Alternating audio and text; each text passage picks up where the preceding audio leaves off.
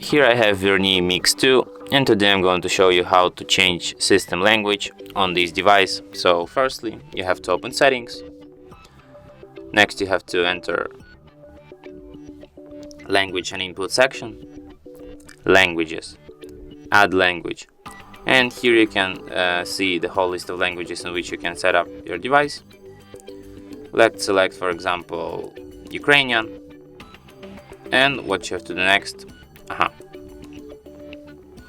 you just drag Ukrainian on top and language will be changed to Ukrainian. If you want to change it back to English, just go to the налаштування, мова та ведення, мови, and drag English on top, and it will be changed back to English. And that's it. Thanks for watching. If you find this tutorial useful, don't forget to hit that like button and subscribe to our channel.